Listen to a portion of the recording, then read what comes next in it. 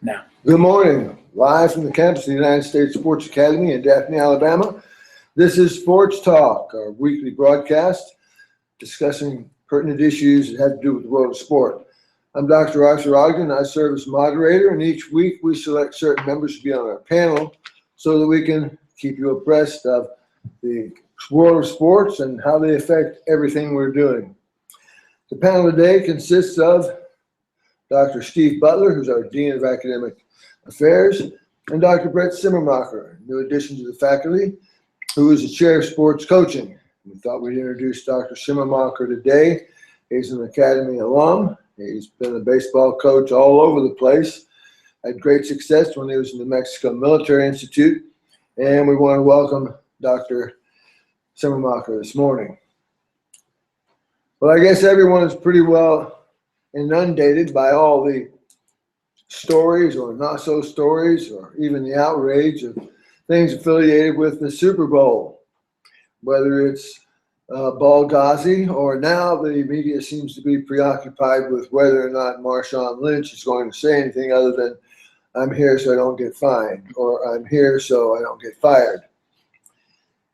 What we don't know and what we don't recall is that there have been many rather notable and probably not some not so notable scandals associated with the Super Bowl over the years. And this morning I thought we would take a look at 16 of them.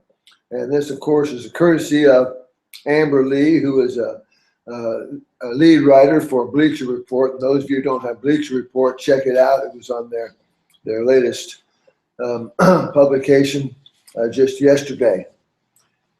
And gentlemen, you all have copies of this. And I'm just pretty much going to throw these open and let you guys grab them. I mean, we go everything from Prince's sexually explicit shadow to Ray Lewis being charged with murder, to the Justin Timberlake and Janet Jackson malfunction of the equipment. And MIA's $1 Million Finger, I forgot about that one. That was kind of classic. Yeah. And then Jim McMahon's Full Moon over New Orleans. Beyonce, well, who can forget Beyonce? But Dr. Butler, why don't you jump off with it? Okay, I think one of the interesting things is the one, the Bills' 90s heartbreak, the result of hard partying. And one thing I find interesting is when a team loses this supposedly the hard partying in the Super Bowl city. I guess it's probably worse if you're in New Orleans than it is if you're in Indianapolis or Detroit. But in Super Bowl I, actually they didn't even call it the Super Bowl right back then. We refer to it as Super Bowl now, but back then it was the AFL-NFL championship game. Max McGee famously got blasted the night before because he didn't think he was going to play much. Right. And then Boyd Dowler got hurt, and Max McGee, kind of staggered down the field and ended up scoring 2 touchdowns. He had a great game. Had a great game. Bart Starr was the MVP, which is good news for all the Alabama fans down here. But, the fact if they would have lost, if Max McGee would have dropped one of those touchdown passes and they would have lost the game, would they have blamed that on his party the night before? So I guess it's okay to party the night before. My point is, I guess it's okay to party the night before as long as you win the game. As long as you win the game, because right. if you party the night before and lose, then there seems to be something about it. Some of them are really sad. The one with the center for the Oakland Raiders, Robbins. Mm-hmm. Yeah, and he basically just disappeared. And they didn't know where he was. Eugene Robbins. No, Barrett Robbins, number 4. Barrett Robbins. They didn't even know where he was till a couple days after the Super Bowl. And, that was kind of a scary thing. And they had Stanley Wilson was kind of a similar case with the Bengals when he kind of went missing in action. And so it's hard to say whether the pressure of the Super Bowl led to those incidents, but you certainly probably, I'm not a psychologist, but you certainly probably could make that case that just the build-up and everything just was too much for him. Yeah, I've heard in some of the discussions about the new headgear and the concern with concussions, they use Barrett Robinson as an example about the possible effects of head injuries. And the guy just didn't show up. Yeah. I mean, it's like, well, I forgot, but it was obviously much more tragic than that. The one I'm just puzzled over is the one they have in there, Tim Tebow's pro-life ad. Whether or not you are for, whether you're pro-life or whether you're for women's choice, I think that that was a bad choice all the way around to put on this list. But, I don't know if any of you remember that commercial that he did with his mom, but in the end, it looks like he's tackling his mom. So it was kind of strange, but. Yeah, I just saw one on Good Morning America this morning. There was a commercial for GoDaddy.com that they're actually pulling because there was so much outrage over it when they did like the pre-showing. They had that show the other night, the best Super Bowl commercials, and they did a preview of a couple of new commercials. And in this one, you remember the one with the Dalmatians who kind of were separated at birth, Right. and they pass each other on the Budweiser trucks. In this one, there was little puppy, and the little puppy ran away, and he came back, and the lady picked him up. And she goes, "Oh, I'm so happy you came back because I just sold you on eBay." And and so people. So Peter got upset? Well, PETA and the ASPC, whatever it is. Yeah, the ASPCA. All those animal rights groups and so the GoDaddy presidents made some comment like, we're listening, we understand, we're pulling it, and now they're scrambling to get something on. But they've historically had pretty good commercials. They had the one with Danica Patrick in the shower. Yeah, right. And the I one know. Well, Carl's Jr.'s outdone that. If anybody's yeah. seen that Yes, Carl's yeah, Jr. I've seen when that. he comes down here, it's kind of crazy. So I guess perhaps we're still drifting back into some of our puritanical ways and approaches. Coach, what do you make of all this? Well, the one that stands out to me would be the lights out at the Superdome. Yeah. The reason for me is kind of twofold. Number one, it had a direct effect on the game, I think. Yeah. And number two, Jim and John Harbaugh and Jack Harbaugh is from my hometown. So, Oh, really?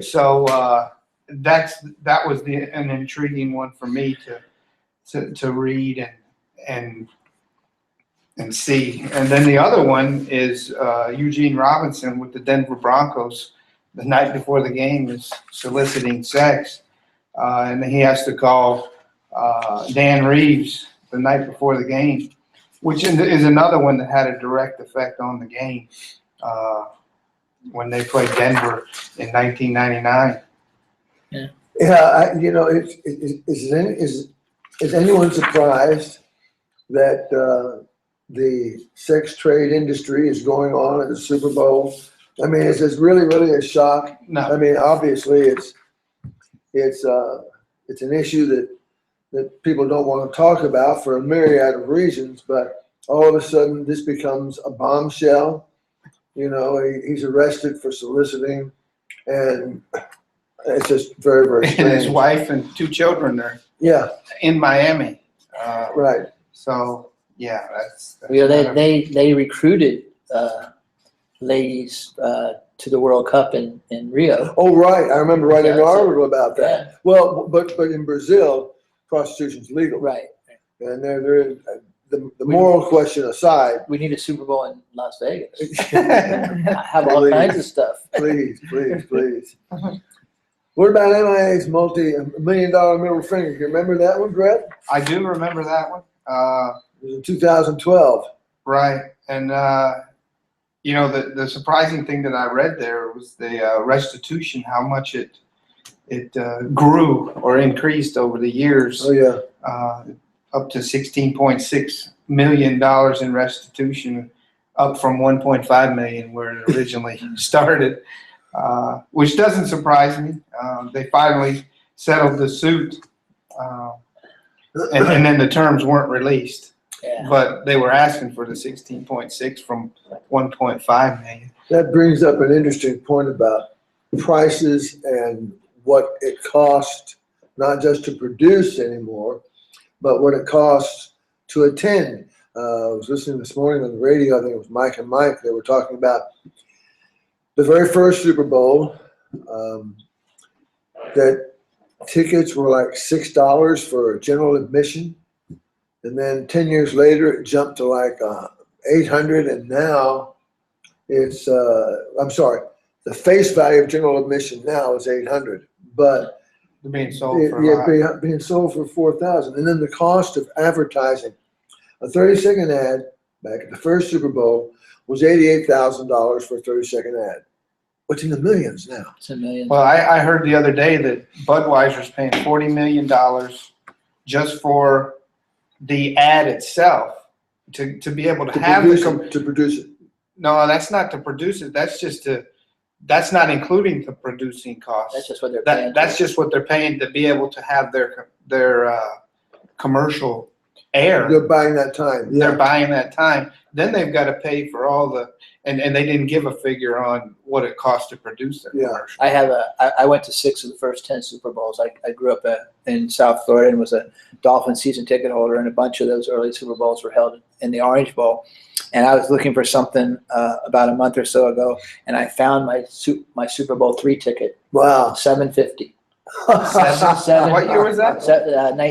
January of '69. Wow. That was when you could buy bread for a quarter of a loaf. $7.50, and there, my son goes to college in Pittsburgh, and we were at one of those sports memorabilia Bailey stores, Right. and they had a thing of the Steelers' 6 Super Bowls. Uh-huh. They had like a picture, and then they had like a ticket.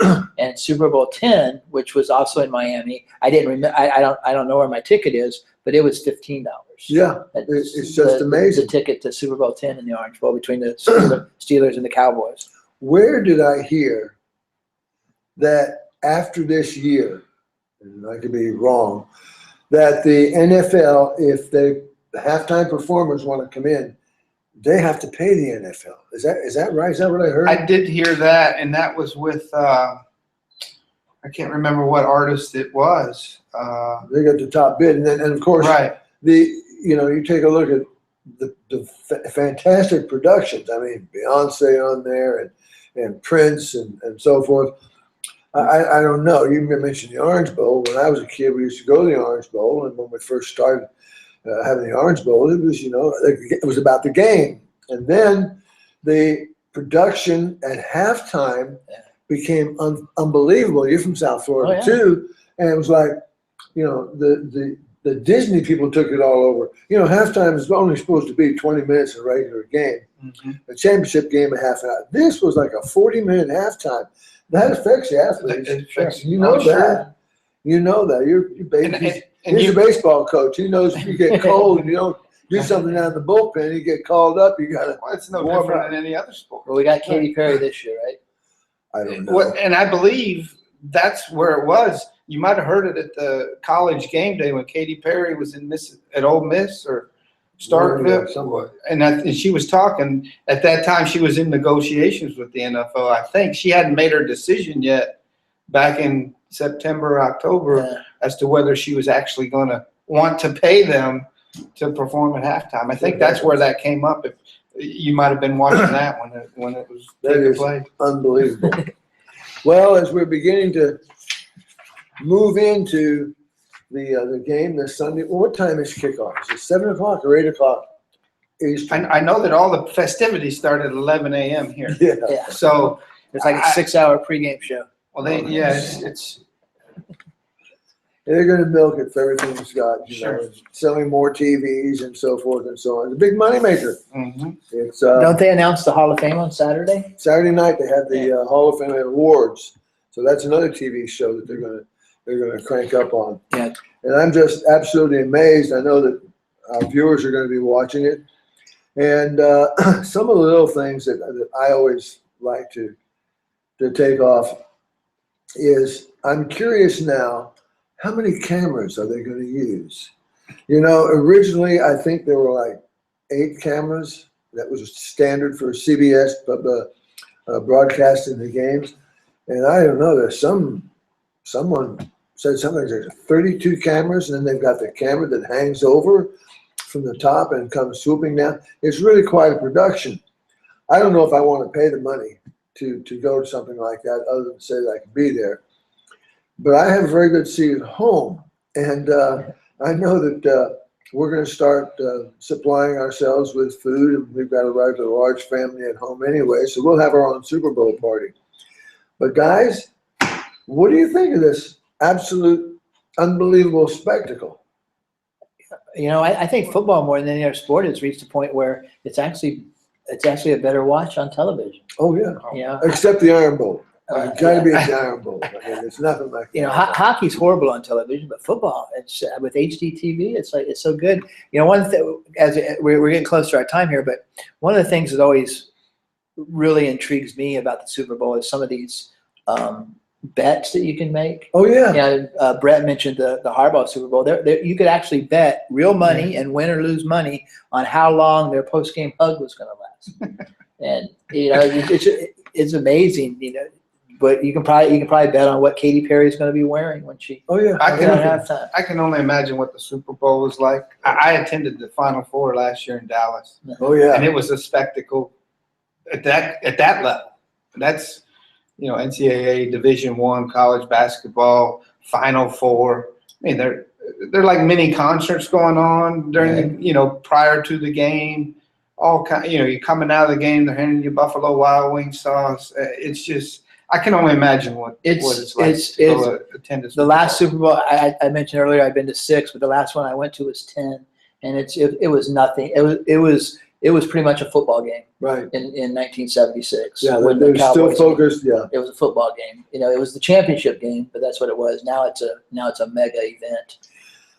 And we wish both teams very well. I don't really care about Benghazi. From my perspective, it's like Macbeth said, it's a tale told by an idiot, full of sound and fury, signifying nothing. And the way that the NFL seems to be trying to corner Marshawn Lynch to talk, that's kind of strange. They forget that Ricky, who was a running back from New Orleans, Ricky Williams. Ricky Williams gave all of his interviews in his helmet. You know, some of these guys have some apprehensions about extrovert behavior, but it's going to be another fantastic blowout produced by, was CBS is carrying or NBC? NBC has it, and it'll be an interesting broadcast. Any final comments, Coach? Best of luck to both teams. You know, with all the things that have happened,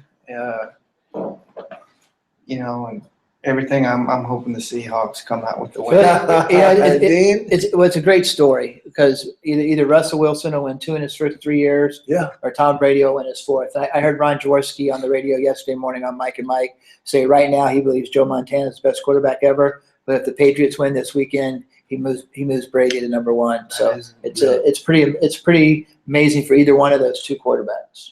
I know that it is.